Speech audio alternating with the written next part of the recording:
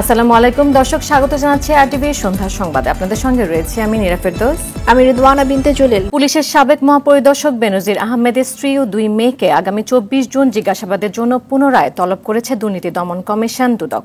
আইনজীবীর মাধ্যমে 15 দিনের সময় চেয়ে আবেদনের প্রেক্ষিতে নতুন এ তারিখ নির্ধারণ করে দুদক। এর আগে বেনজির আহমেদ 15 দিনের সময় চেয়ে আবেদন করে কমিশনে। আইনজীবীদের মাধ্যমে করা এই আবেদনের প্রেক্ষিতে তাকে 23 জুন হাজির হওয়ার নির্দেশনা দেন দুদক। বিভিন্ন গণমাধ্যমে বেনজির আহমেদের সম্পদ নিয়ে করা বিভিন্ন প্রতিবেদনের প্রেক্ষিতে গত 28 মে বেনজির ও তার পরিবারকে জিজ্ঞাসাবাদের জন্য চিঠি দেয় দুদক। বেনজির আহমেদকে 6 জুন এবং স্ত্রী ও 2 মেয়েকে 9 জুন দুদকে তলব করে তদন্তকারী কর্মকর্তা।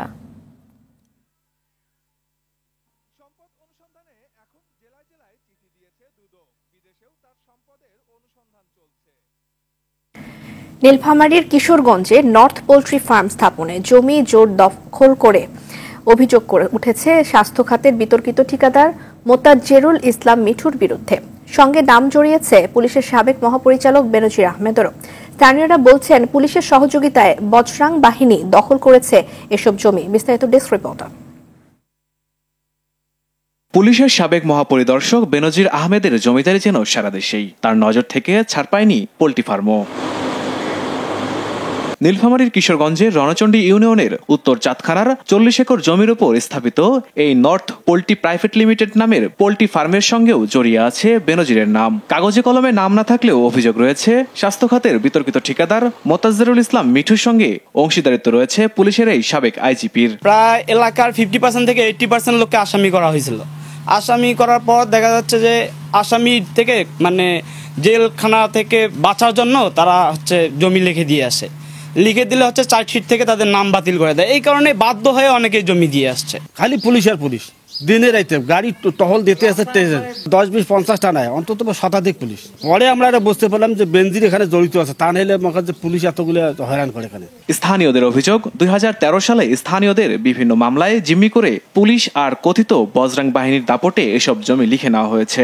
অনেকেই পাননি জমির দাম। টাকার জন্য ঘুরতে হচ্ছে ফার্মের মালিক মোতাজ্জেরুল ইসলাম মিঠু ও তার ছোট ভাই কামরুল হক মানিক ওরফে মানিক হাজির কাছে। তবে বিভিন্ন সময় হুমকির মুখে পড়ে টাকা পাওয়ার আশা ছেড়েছেন অনেকেই। জোর জুলুম করে আমার ননদেরতে আমার ভাগ্নেরতে জোর জুলুম করেই নেছে তারা নিয়ে এখানে, তাই তো দখলে করি খাইছে। এখন আমাদের ওখানে 18 শতকের মাটি আসল। এখন ওইখানে ফির আবার যখন আমরা জমির কাছে যা দাঁড়াচ্ছি তখন ওদের লোকজন ঢাকা ঢেকি মারামারি এরকম হয়েছি। হওয়ার পর তো ওরা কেস দিয়েছে, কেসের মাধ্যমে তো মানুষ, আমরা গরিব মানুষ ভয়তে পাশাছি। যে জায়গা জমিগুলো নেছে আমার কোনো টাকা পয়সা দেয় নাই। এখন টাকা পয়সা যদি চাই তা ধরা দেয় না। আমাকে ডাকে নিচ্ছে, ডাকে নিয়ে কয়ে আপনারা জমি আপনাকে দিতে হবে। এখন যদি কেন না দিয়ে তাহলে পুলিশ আমাকে ফিরতে করে ধরে নিয়ে যায়। এদিকে অভিযোগ পেলেই ফার্মের মালিকের বিরুদ্ধে প্রয়োজনীয় ব্যবস্থা নেওয়ার আশ্বাস জেলা প্রশাসনের। এরকম কোনো অভিযোগ এখন পর্যন্ত এ দপ্তরে পাওয়া যায় নাই যে নর্থ পোল্ট্রি ফার্ম কর্তৃক কারো জমি জবরদখল করা হয়েছে বা টাকা দেওয়া হয় নাই। যদি অভিযোগ পাওয়া যায় তাহলে অবশ্যই তাদের বিরুদ্ধে ব্যবস্থা গ্রহণ করা হবে। ক্ষমতার দাপট ও প্রভাবশালীদের হাত থেকে নিস্তার চান স্থানীয়রা। RTV desk report. অন্যদিকে মোড় নিচ্ছে এমপি আনার হত্যাকাণ্ড। এই মামলার অন্যতম আসামি সিয়ামকে নিয়ে রবিবার বিভিন্ন স্থানে অভিযানে নামে কলকাতা পুলিশ। এ সময় কলকাতার অদূরের একটি খাল থেকে কিছু হাড়গোড় উদ্ধারের কথা জানায় সিআইডি। উদ্ধার করা হাড়গোড়গুলো নিহত এমপি আনারের হয়ে থাকতে পারে বলে প্রাথমিকভাবে ধারণা পুলিশের। তবে ফরেনসিক পরীক্ষার পরই বিষয়টি নিশ্চিত হওয়া যাবে বলে জানায় কলকাতা সিআইডি। গ্রেফতার সিয়ামকে 14 দিনের রিমান্ডে নেয়ার প্রথম দিনই মামলার এমন অগ্রগতির কথা জানালো কলকাতা পুলিশ। এর আগে কলকাতার সঞ্জীবা গার্ডেন্সের সেপটিক ট্যাঙ্ক থেকে মাংসের টুকরা উদ্ধার করা হয়। পরে ডিএনএ পরীক্ষার জন্য সেগুলো পাঠানো হয় ভারতের কেন্দ্রীয় ফরেনসিক ল্যাবে।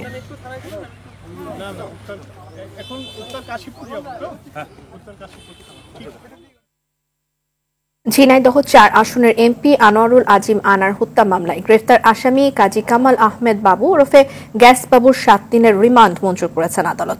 ঢাকা মেট্রোপলিটন ম্যাজিস্ট্রেট মেহেদী হাসান এই আদেশ দেন।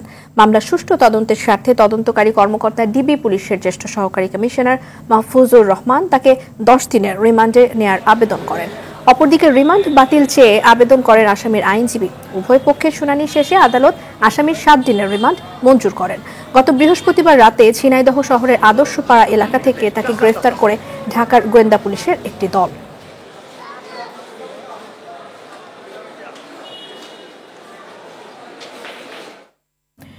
সহকর্মীকে হত্যার দায়ে কনস্টেবল কাউসার আহমেদের 7 দিনের রিমান্ড দিয়েছে আদালত। দুপুরে ঢাকার মেট্রোপলিটন ম্যাজিস্ট্রেট মোহাম্মদ শাকিল আহমদ তার রিমান্ড মঞ্জুর করেন। এদিকে প্রাথমিক জিজ্ঞাসাবাদে নিজের অস্ত্র দিয়ে সহকর্মীকে গুলি করে হত্যার কারণ জানাতে পারেনি পুলিশ। তবে কাউসার নিজেকে মানসিক ভারসাম্যহীন প্রমাণে চেষ্টা করছে বলে জানায় তারা। দেখুন সৈয়দ খানের রিপোর্ট।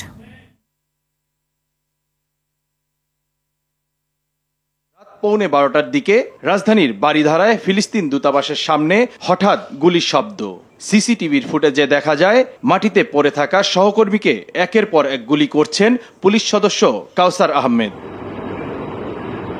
এতে ঘটনাস্থলেই মারা যান মনিরুল। এলোপাতারি গুলিতে পাশে থাকা জাপান দূতাবাসের গাড়ি চালক সাজ্জাদ হোসেন নামে আরেকজন আহত হন। দায়িত্ব পালনকালে ব্রাজিলের আধুনিক সাবমেশিন গান SMT ব্যবহার করতেন কাউসার। এর প্রতিটি ম্যাগজিনে গুলি থাকে 30 রাউন্ড। একের পর এক গুলির শব্দে আতঙ্কিত হয়ে পড়েন আশপাশের মানুষ। ঘটনার পর দীর্ঘক্ষণ মনিরুল ইসলাম পড়ে থাকেন রাস্তাতেই। তখন পাশেই থাকা কাউসার অস্বাভাবিক আচরণ করছিলেন। উনি এখানে ওটার ওই লোকটা পড়ে আছে, মানে লাশটা পড়ে আছে, তো উনি ওখানে সিগারেটও দাঁড়ায় খাইছে। খাইয়া এদিক ওদিক তাকায়, মানে উনি একবার বসে, একবার এই জায়গায় বসে, ওই জায়গায় এরকম আবার দাঁড়ায় থাকে, আবার বসে, আবার এরকম, মানে ওনার ভিতরে একটা আতঙ্ক কাজ করতেছিল।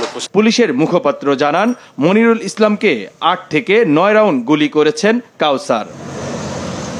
দুইজনের মধ্যে কোনো বিষয় নিয়ে তর্কের কারণেই এমনটা হয়েছে বলে প্রাথমিকভাবে ধারণা করছে পুলিশ। ইন্সপেক্টর জেনারেল মহোদয় কিন্তু কথা বলেছেন, পুলিশ কমিশনার মহোদয়। এই ঘটনায় কনস্টেবল কাউসারকে আসামি করে গুলশান থানায় মামলা করেন নিহত মনিরুল হকের ভাই মোহাম্মদ মাহবুবুল হক। দুপুরে তাকে আদালতে হাজির করে 10 দিনের রিমান্ড আবেদন করা হলে 7 দিনের রিমান্ড মঞ্জুর করেন ঢাকার মেট্রোপলিটন ম্যাজিস্ট্রেট মোহাম্মদ শাকিল আহমদ। নিহত মনিরুল ইসলামের মরদেহ ময়নাতদন্তের জন্য রাখা হয় শহীদ সোহরাওয়ার্দী মেডিকেল কলেজ হাসপাতালে। সেখানে দিনভর মরদেহের অপেক্ষায় ছিলেন স্বজনেরা। নিহত মনিরুল ইসলামের বাড়ি নেত্রকোনায়। 3 বছরের একটি সন্তানও আছে মনিরুলের। শরীয়ত খান, RTV, ঢাকা। গণবিরোধী আখ্যা দিয়ে প্রস্তাবিত বাজেটকে সরকার এবং লুটেরা মাফিয়া চক্রের ভাগাভাগির বাজেট বলে মন্তব্য করেছে বিএনপি। বিকেলে রাজধানী গুলশান কার্যালয়ে সংবাদ সম্মেলনে দলের মহাসচিব মির্জা ফখরুল ইসলাম আলমগীর প্রস্তাবিত বাজেট প্রত্যাখ্যান করে এমন মন্তব্য করেন, কালো টাকা সাদা করার সুযোগ দিয়ে সরকার দুর্নীতিকে সরকারিভাবে উৎসাহিত করেছে বলেও অভিযোগ তাঁর। রিপোর্ট করছেন জাহিদ রহমান। আসছে অর্থ বছরে প্রস্তাবিত বাজেট সম্পর্কে দলের অবস্থান তুলে ধরতে দলীয় চেয়ারপারসনের রাজনৈতিক কার্যালয়ে আনুষ্ঠানিকভাবে সংবাদ সম্মেলন করে বিএনপি। এই বাজেট বিএনপি প্রত্যাখ্যান করছে। এতে দলের মহাসচিব বলেন, সরকার যে ভিক্ষার ঝুলি নিয়ে ঘুরছে প্রস্তাবিত বাজেটই তার প্রমাণ। পুরো বাজেটটাই আপনার একটা ভিক্ষার ঝুলি নিয়ে করা। প্রস্তাবিত বাজেট নিজেদের চুরি হালাল করার ধান্দাবাজির বাজেট। এই বাজেটের দেশে অর্থনৈতিক ভাবে লুটপাটের পরিকল্পনা করা হয়েছে। এই বাজেট শুধু গণবিরোধী নয়, এই বাজেট বাংলাদেশ বিরোধী। কর নির্ভর এই বাজেটে দেশের রিজার্ভ সংকট কাটিয়ে ওঠার কোনো রোডম্যাপ নেই বলেও মনে করেন ফখরুল। দুর্নীতির বৈধ লাইসেন্স প্রদান যে অনৈতিক ও সাংঘর্ষিক তা জেনে শুনেই দুর্নীতিবাদ সরকার অবৈধ সম্পদ অর্জনকারীদের দুর্নীতির এই লাইসেন্স দিচ্ছে। জনকল্যাণমুখী বাজেট দিতে সরকারকে বিদায় করার বিকল্প নেই বলেও দাবি করেন বিএনপি মহাসচিব। সংকট থেকে উত্তরণের একটাই উপায়, তা হচ্ছে এই মাফিয়া চক্রকে চেপে বসে থাকা মাফিয়া সরিষার কবল থেকে দেশকে রক্ষা করা, তাদের চিরস্থায়ী বন্দোবস্তের স্থায়ী অবসান ঘটানো। এর আগে দলের প্রতিষ্ঠাতা ও প্রয়াত রাষ্ট্রপতি জিয়াউর রহমানের 43তম মৃত্যুবার্ষিকী উপলক্ষে জাতীয় প্রেস ক্লাবে এক আলোচনা সভায় চলমান আন্দোলন সংগ্রামে জাতির অস্তিত্ব টিকিয়ে রাখতে সবাইকে ঐক্যবদ্ধ লড়াইয়ে সামিল হওয়ার আহ্বান জানান মির্জা ফখরুল। পরিকল্পিতভাবে সমস্ত জায়গায় যেন কোন নেতা তৈরি আসতে পারে। জাহিদ রহমান, RTV, ঢাকা। এবারে বাজেট রাঘব বোয়ালদের লুটপাট বন্ধ করার জন্য উল্লেখ করে আওয়ামী লীগ সাধারণ সম্পাদক ওবায়দুল কাদের বলেছেন, বিএনপি আমলে যে লুটপাটের রাজত্ব সৃষ্টি হয়েছিল তা থেকে দেশকে রক্ষা করেছেন প্রধানমন্ত্রী শেখ হাসিনা। লুটপাট করে কেউ পার পাবে না, বেনজির আজিজদের দুর্নীতির বিচার হবে। 23 জুন আওয়ামী লীগের 75তম প্রতিষ্ঠা বার্ষিকী উপলক্ষে যৌথ সভায় তিনি এসব কথা বলেন। ওবায়দুল কাদের বলেন, সাইফুর রহমান, বেগম খালেদা জিয়াও কালো টাকা সাদা করেছেন, তাহলে তারাও কি দুর্বৃত্ত? যৌথ সভায় জাহাঙ্গীর কবির নানক, মাহবুবুল আলম হানিফ সহ আওয়ামী লীগ এবং সহযোগী সংগঠনের নেতারা উপস্থিত ছিলেন।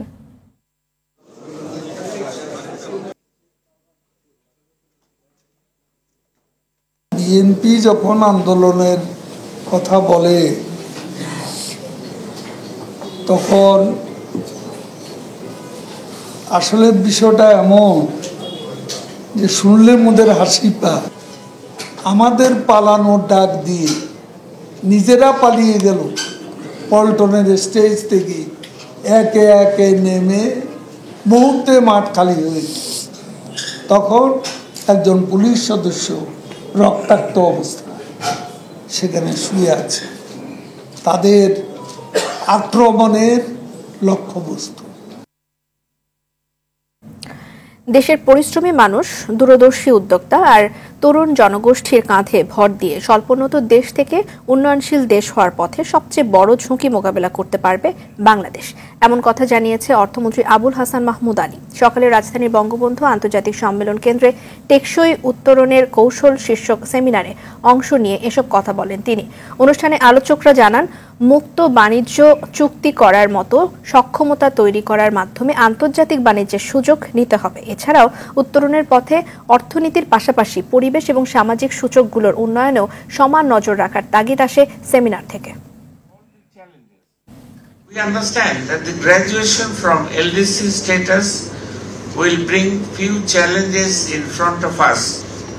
However, we believe that our strengths lie in our hard-working people, vibrant entrepreneurs, the young generation, and people-friendly government under the leadership of Honorable Prime Minister. I am confident that the country can overcome all the challenges.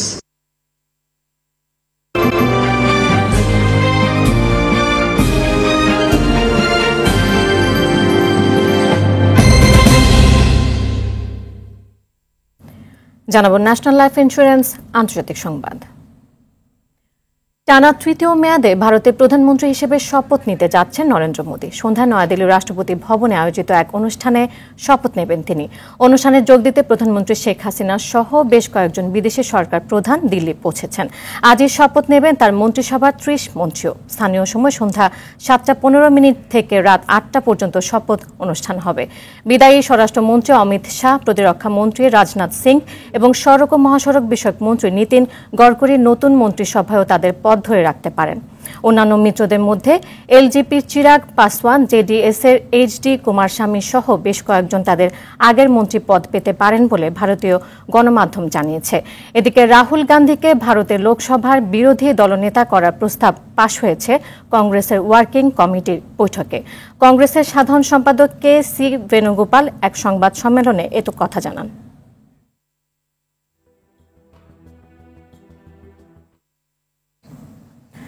এ বিষয়ে কলকাতা থেকে সবশেষ তথ্য জানিয়েছেন সহকর্মী পরমাশিস ঘোষরায়। কিন্তু ভারতের প্রধানমন্ত্রী হিসেবে শপথ নেবেন নরেন্দ্র মোদী। বিজেপি সূত্রের খবর ৫০ থেকে ৫২ জন মতো কিন্তু এনডিএর সংসদ সদস্যরা কিন্তু আজকে তারা শপথ নেবেন। তার মধ্যে ১৯ থেকে ২২ জন থাকবে পূর্ণমন্ত্রী এবং যতদূর জানা যাচ্ছে যে আজকের এই শপথ গ্রহণ অনুষ্ঠানের আগেই কিন্তু সকালবেলায় প্রধানমন্ত্রীর লোকমার্কের বাড়িতে বাসভবনে কিন্তু সেখানে কিন্তু চা চক্রের আয়োজন করেছিলেন নরেন্দ্র মোদী এনডিএর শরিকদের নিয়ে।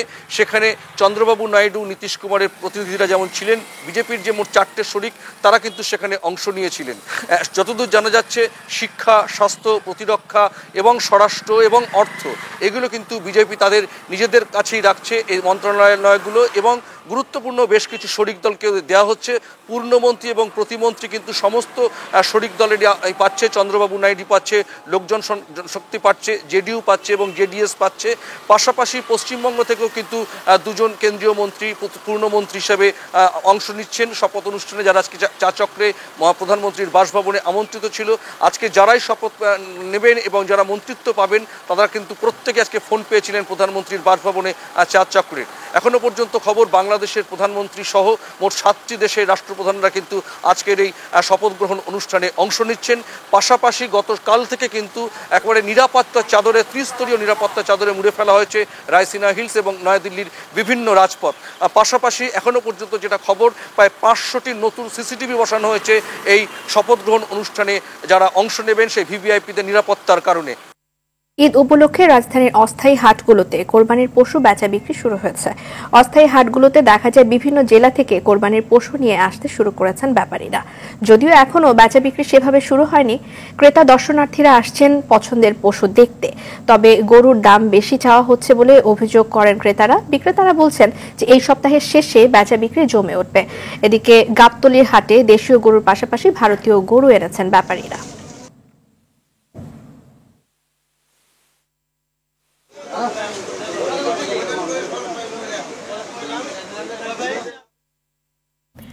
রাজধানী জুড়ে দেখা দিয়েছে গ্যাসের তীব্র সংকট। গেল 2 সপ্তাহ ধরে সিএনজি পাম্পগুলোতে গ্যাসের চাপ নেই বলেই চলে। ফলে গভীর রাত পর্যন্ত সিএনজি স্টেশনে থাকছে দীর্ঘ লাইন গাড়ির। শুধু পরিবহন নয়, গ্যাস সংকটে ব্যাহত হচ্ছে শিল্প কারখানার উৎপাদনও। তিতাস জানিয়েছে ঘূর্ণিঝড় রেমালে ক্ষতিগ্রস্ত একটি ভাসমান এলএনজি টার্মিনাল বন্ধ থাকায় এই সংকট। বিস্তারিত বিল্লাল হোসেনের রিপোর্টে। জীবিকা নির্বাহের জন্য উপার্জনের একমাত্র ভরসা সিএনজি চালিত এই 3 চাকার গাড়ি, অথচ সেটি গ্যাসের অভাবে ঠিকমতো চালাতে পারছেন না। তাই এমন ক্ষুব্ধ প্রতিক্রিয়া। আমাদের মেহনতের টাকাটা রাস্তায় থুয়ে আমরা বাসায় খালি হাতে যেতে হয়। সার্জেন এসে এই কাগজপত্র দেয়, আমাদের কাছ থেকে কাগজপত্র নিয়ে এরকম একটা স্লিপ ধরায় দেয়, আমরা যেন এদেশে বেঁচে আছি। গেল কয়েক সপ্তাহ জুড়ে রাজধানীতে গ্যাসের জন্য সিএনজি পাম্পগুলোতে 1.5 থেকে 2 কিলোমিটার গাড়ির দীর্ঘ সারি চোখে পড়ে হরহামেশাই। ঘন্টার পর ঘন্টা অপেক্ষা করেও কখনো কখনো মেলে না গ্যাস। উল্টো পুলিশের মামলার খড়কও জুটে বলে অভিযোগ অনেক চালকের। সার্জেনে ধইরা পরে মনে করেন যে মামলা দিতে চাইছিল, পরে হাফ ব্রেকার করা হয়েছে। সিরিয়াল দিলে সার্জেনে মামলা দেয়, রাস্তায় সিরিয়াল দিলে গাড়ি ডাম্পিং করে, নাহলে রেকার করে, নাহলে মামলা করে। তীব্র গ্যাস সংকটে একদিকে বেড়েছে ভোগান্তি, অন্যদিকে আর্থিকভাবে ক্ষতিগ্রস্ত হচ্ছেন সিএনজি ও উবার চালকরা। 2 ঘন্টা সিরিয়াল দিলে 8 ঘন্টা 10 ঘন্টা গাড়ি চালায়, 400-500 টাকা বাসা নিতে কষ্ট হয়। কেউ পকেট থেকে জমা দেয়। 2 ঘন্টা 2.5 ঘন্টা সিরিয়াল দেওয়ার পর গ্যাস পাইতেছি, একটা টিপ নেওয়ার পর পরবর্তীতে আর কিছু করা থাকতেছে না। নিজে কি খাবো, বউটির কি খাবো, কিছু বলা যায় না। নানা সময় গ্যাসের সমস্যা দেখা দিলেও এখন তা তীব্র সংকটে রূপ নিয়েছে বলে জানান পাম্প সংশ্লিষ্টরা। লাইন যে গ্যাস কম আসতেছে, এই কারণে গ্যাসের হলো পুরা পাম্পে জাম লেগে যাচ্ছে। আগে তো ফুল প্রেসার ছিল, এখন প্রেসার ওরকম নাই। তিতাসের মহাব্যবস্থাপক জানান ঘূর্ণিঝড় রিমালে মহেশখালীতে ভাসমান এলএনজি টার্মিনাল ক্ষতিগ্রস্ত হওয়ায় জাতীয় গ্রিডে গ্যাস সরবরাহ কমেছে। পাম্পে সংকট না, আরো টোটালি দেশের গ্যাস সংকট হচ্ছে। ঘূর্ণিঝড়ের সমস্যা হয়েছে, ক্ষতিগ্রস্ত হচ্ছে। এটা এখন বিদেশি আমেরিকান একটা প্রতিষ্ঠান, সেই প্রতিষ্ঠানে এখনো শেষ করতে পারে নাই। কখন শেষ হবে সেটা নির্দিষ্ট করে বলতে পারে না। চলমান এই সংকটে ব্যাহত হচ্ছে বিদ্যুৎ উৎপাদন। শিল্প কারখানায় নেমে এসেছে গ্যাসের চাপ। সকাল থেকে সন্ধ্যা পর্যন্ত গ্যাস মিলছে না আবাসিকও। বিল্লাল হোসেন, RTV, ঢাকা। সরকার নির্ধারিত দামের চেয়ে বাড়তি দামে যেসব কোম্পানি ঔষধ বিক্রি করছেন তাদের বিরুদ্ধে দ্রুত শাস্তিমূলক ব্যবস্থা নেওয়া হবে বলে জানালেন স্বাস্থ্যমন্ত্রী ডাক্তার সামন্তলাল সেন। দুপুরে সচিবালয়ে Bangladesh secretariat reporters forum BSRF এর সংলাপ অনুষ্ঠানে একথা বলেন স্বাস্থ্যমন্ত্রী। তিনি বলেন, সরকারি হাসপাতাল থেকে দালালের মাধ্যমে বেসরকারি হাসপাতালে রোগী ভাগিয়ে নেওয়ার বিষয়টি খতিয়ে দেখে ব্যবস্থা নেওয়া হবে। হাসপাতালে চিকিৎসকদের গাফিলতির অভিযোগ পেলে ছাড় দেওয়া হবে না বলেও জানান মন্ত্রী।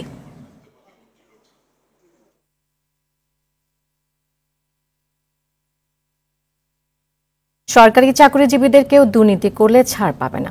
চাকরিতে প্রবেশের সময় সম্পদের হিসেব নেওয়া হয়, পরবর্তীতেও তার তদারকি করা হবে বলে জানান আইনমন্ত্রী আনিসুল হক।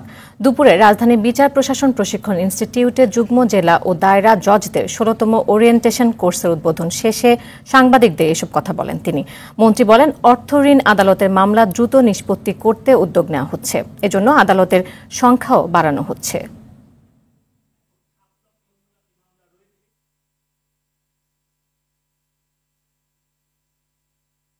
জাপান বিভিন্ন সেক্টরে বাংলাদেশ থেকে কর্মী নিতে আগ্রহী বলে জানিয়েছেন প্রবাসী কল্যাণ ও বৈদেশিক কর্মসংস্থান প্রতিমন্ত্রী শফিকুর রহমান চৌধুরী।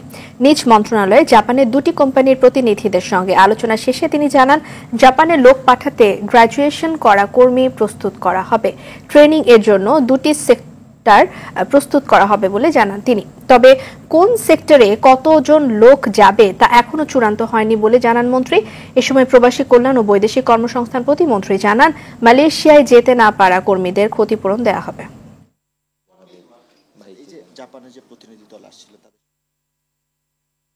প্রস্তাবিত 2024-25 অর্থ বছরের বাজেটে তথ্য যোগাযোগ প্রযুক্তি খাতের কর অব্যাহতির মেয়াদ 3 বছর বৃদ্ধি করায় প্রধানমন্ত্রী শেখ হাসিনাকে তথ্য প্রযুক্তি খাতের উদ্যোক্তাদের পক্ষ থেকে কৃতজ্ঞতা জানিয়েছেন খাত সংশ্লিষ্ট বাণিজ্য সংগঠনগুলোর নেতারা। তারা বলেন, এই খাতের স্বনির্ভরতা অর্জনের জন্য এখন নীতি সহায়তা প্রয়োজন। রাজধানীর কারওয়ান বাজারে বেসিস মিলনায়তনে অনুষ্ঠিত সংবাদ সম্মেলনে এসব কথা বলেন তারা। Bangladesh association of software and information services, Bangladesh computer সমিতি, Bangladesh association of contact centre and outsourcing, internet service providers association এবং ই কমার্স অ্যাসোসিয়েশন অব বাংলাদেশের যৌথ উদ্যোগে এ সংবাদ সম্মেলন অনুষ্ঠিত হয়।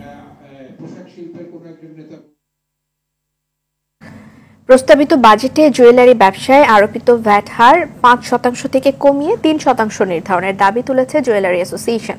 বাজেটে সোনা চোরাচালান বন্ধে কার্যকর কোনো উদ্যোগ নেওয়া হয়নি বলেও মন্তব্য করেছেন সংগঠনটির নেতারা। দুপুরে বাজুস কার্যালয়ে 2024-25 অর্থ বছরের প্রস্তাবিত বাজেট নিয়ে আয়োজিত সংবাদ সম্মেলনে এ দাবি তোলা হয়। সংবাদ সম্মেলনে উপস্থিত ছিলেন বাজুসের সাধারণ সম্পাদক বাদল চন্দ্র রায়, মুখপাত্র ও সাবেক সভাপতি এবং কার্যনির্বাহী কমিটির সদস্য ডাক্তার দিলীপ কুমার রায়, উপদেষ্টা রুহুল আমিন রাসেল, সহ সভাপতি মাসুদুর রহমান সহ নেতারা।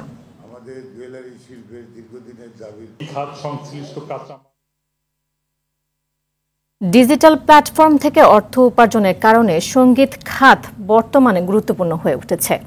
একজনের কন্টেন্ট আরেকজন ব্যবহার করে ফায়দা নেয়ার অপচেষ্টায় লিপ্ত হয়েছে।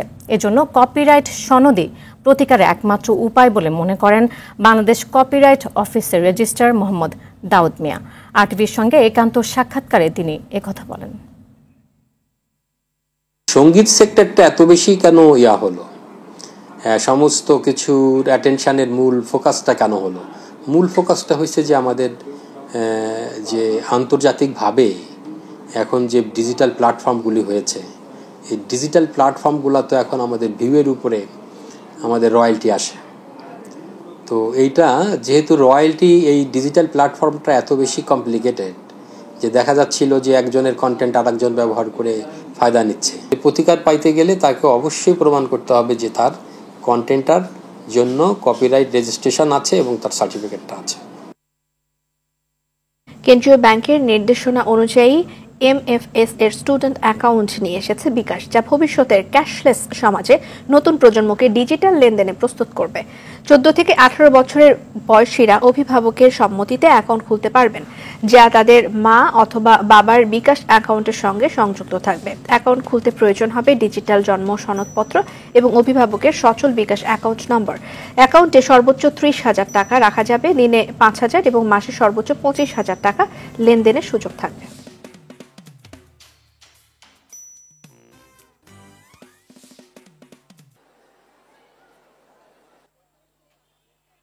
14 থেকে 18 বছর বয়সী নবীনদের জন্য যে স্টুডেন্ট অ্যাকাউন্ট বাংলাদেশ ব্যাংক প্রচলন করলো তাকে সাধুবাদ জানাই। আগামী দিনে ক্যাশবিহীন লেনদেনই হবে আমাদের জীবনযাত্রার একটা অংশ। বিকাশের এই স্টুডেন্ট অ্যাকাউন্ট আর্থিক অন্তর্ভুক্তিতে একটা মাইল ফলক হয়ে থাকবে।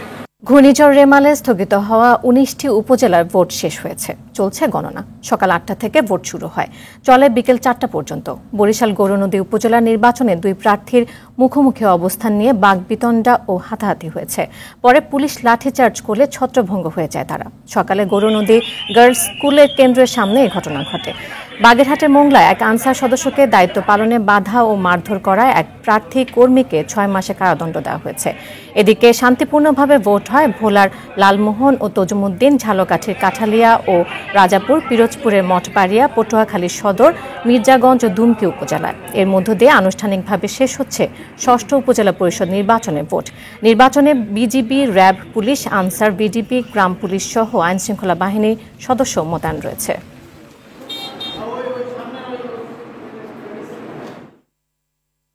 এবার উপজেলা পরিষদ নির্বাচনে 4 ধাপে বিজয়ী চেয়ারম্যানদের 79%ই ব্যবসায়ী। 84%-এর হলফনামার সঙ্গে আয়কর রিটার্নের মিল নেই। গত 5 বছরে তাদের একজনের আয় বেড়েছে 31,900%। আর এসব তথ্য উঠে এসেছে ট্রান্সপারেন্সি ইন্টারন্যাশনাল বাংলাদেশ টিআইবির প্রতিবেদনে।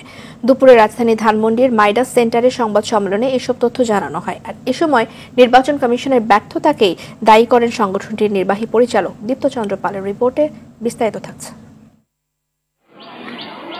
6ষ্ঠ উপজেলা নির্বাচনে 4 ধাপে এরই মধ্যে ভোট গ্রহণ শেষ হয়েছে। বিজয়ী চেয়ারম্যান ও ভাইস চেয়ারম্যানরা বেশিরভাগই আওয়ামী লীগের নেতাকর্মী। নির্বাচনে বিজয়ীদের হলফনামা বিশ্লেষণ করেছে টিআইবি। জনগণের শান্তি ভঙ্গ, দুর্নীতি, নারী শিশু নির্যাতন সহ বিভিন্ন কারণে 858 জন প্রার্থীর বিরুদ্ধে মামলা রয়েছে। ক্ষমতার অপব্যবহার, অপর নাম যে দুর্নীতি। এছাড়াও ক্ষমতার অপব্যবহার করে জনপ্রতিনিধিরা আয় করেন অবৈধ সম্পদ। রয়েছে মিথ্যা তথ্য দিয়ে নির্বাচন করার নজিরও। এসব বিষয়ে নির্বাচন কমিশনারের ব্যর্থতাকে দায়ী করলেন টিআইবির নির্বাহী পরিচালক। নির্বাচন কমিশনের ব্যাখ্যা হচ্ছে এই ধরনের বিষয়গুলো তদন্ত করার মতো সক্ষমতা তাদের নেই। যতটুকু তৎপর হওয়ার সুযোগ আছে, যতটুকু সদিচ্ছা দেখা প্রমাণের সুযোগ আছে, ঠিক ততটুকু আমরা নির্বাচন কমিশনের কাছ থেকে পাচ্ছি না। জবাবদিহিতা না থাকায় দিন দিন অবৈধ সম্পদ গড়ার অসুস্থ প্রতিযোগিতা শুরু হয়েছে বলেও জানান তিনি। এই ক্ষমতাটা যেটুকু ক্ষমতা জনপ্রতিনিধি হিসেবে সেটাকে বিভিন্নভাবে অপব্যবহার করে, অনেকটা আনুষ্ঠানিক, অনেক ক্ষেত্রে অনানুষ্ঠানিক। টিআইবির এসব তথ্য উপাত্ত এনবিআর, দুদক, প্রশাসন ও রাজনৈতিক দলকে আমলে নেওয়ার আহ্বান জানানো হয় সংবাদ সম্মেলনে। এটুকু যদি তারা ইতিবাচকভাবে বিবেচনায় নিয়ে বিশ্লেষণ করেন তাহলে কিন্তু সমস্যার অনেক সমাধান সম্ভব। দীপ্তচন্দ্র পাল, আরটিভি, ঢাকা।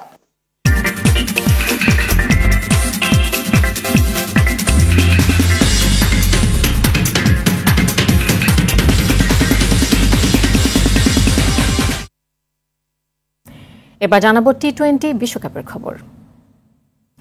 টি-20 বিশ্বকাপে এ গ্রুপের হাই ভোল্টেজ ম্যাচে মুখোমুখি হচ্ছে চিরপ্রতিদ্বন্দ্বী ভারত ও পাকিস্তান। নিউ ইয়র্কের নাসাউ কাউন্টি আন্তর্জাতিক ক্রিকেট স্টেডিয়ামে বাংলাদেশ সময় ম্যাচটি শুরু হবে রাত 8:30টায়।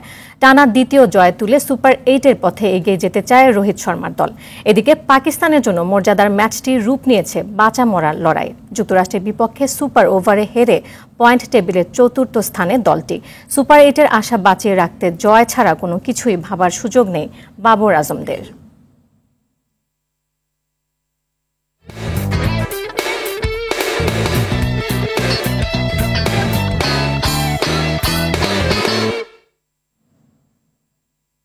লম্বা বিরতির পর মাঠে নামছে বিশ্বকাপ জয়ী দল আর্জেন্টিনা। কোপা আমেরিকার আগে নিজেদের ঝালিয়ে নিতে আগামীকাল ভোর 5টায় ইকুয়েডরের মুখোমুখি হবে দলটি। ম্যাচটিকে সামনে রেখে ফ্লোরিডার ইন্টার মায়ামিতে প্রস্তুতি সেরেছে স্কালোনির শিষ্যরা। ম্যাচে সম্পূর্ণ ফিট থেকেই মাঠে নামবেন দলটির মহাতারকা লিওনেল মেসি। 21 জুন কানাডার বিপক্ষে কোপার মিশনে নামার আগে 14 জুন গুয়াতেমালার বিপক্ষে আরও একটি ম্যাচ খেলবে দলটি।